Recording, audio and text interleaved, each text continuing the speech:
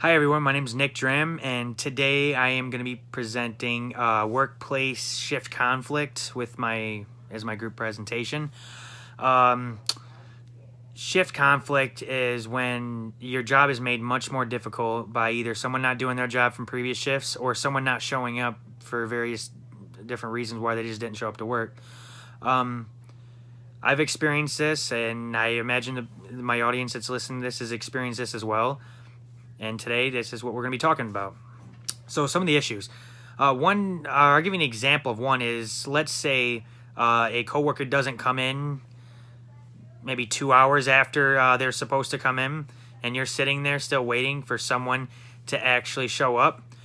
It's not your responsibility to do that, and it actually puts a crunch on your own schedule and other people's schedule. So it's very, very important that these people show up when they're supposed to. Another example could be if they don't show up at all, or they just don't do their job.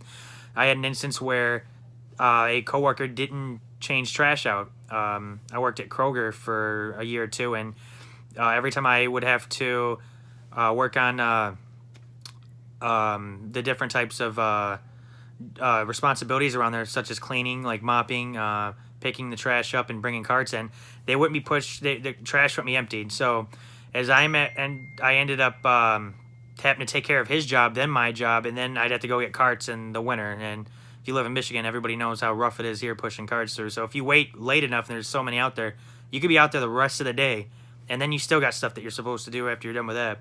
So it puts a bind on you. Some prevention. This is probably the most important bullet point out of everything that I'm about to present to you. To prevent these issues is, if this happens, just talk to somebody. Talk to your manager. Don't go into your own power and do it, because generally you're going to get a fussy, type answer, or they're going to become hostile with you or get in a fight. I had an incident where another coworker and other two, like a friend of mine that was co-working, another coworker got in a fight for him not showing up, and it was holding us back. And it ended up becoming messy, and the cops ended up being, called, and there's police reports out, and it just was not a very good look for the company when you have customers walking around, and it was definitely not a good look for him, because he could have handled it in a more responsible manner. So that's not a very good thing to do. The next thing I'd like to discuss is other ways of prevention is, you need to talk to the manager. Talk to the ones that's responsible for every coworker, so he can either get fired or he can be put on notice so he can do a better job next time. This is the best way to handle things, is always going through the HR department so you can figure different things out. This is what I do, and it always ends up being, a very good thing. Sometimes I've been on a panel for interviews or whatever, like a panel interview when we interview different people, and I asked different questions for potential coworkers, as in, like, what's their work schedule like, and what do they do, in a situation when they can't show up to work, or how much time that they generally tell the management that they're not coming in, because you want to know how dependent this guy's going to be, or if he's going to be the type of guy that's going to either A, show up, or B, at least give some sort of notice so we can fill that in, so I'm not sitting behind and waiting for this guy to show up and I have to end up working a double shift. And I've had to do that before, and it's awful, especially when you have other things to do at home and stuff. I mean, then you got to wake up not even a shift later to go back to work again, and even though it's more money, it's not a good thing to do. It ends up putting a cramp on your personal life, your sleep schedule, and, like, let's say, like, I got college and stuff. It's hard to do homework when you have to work double shifts and you can't get it done. So I know what it's like to have to procrastinate and wait and push it to the side, and it's to the point where I have to do everything on time so that I know I can get things done. Time management prevention.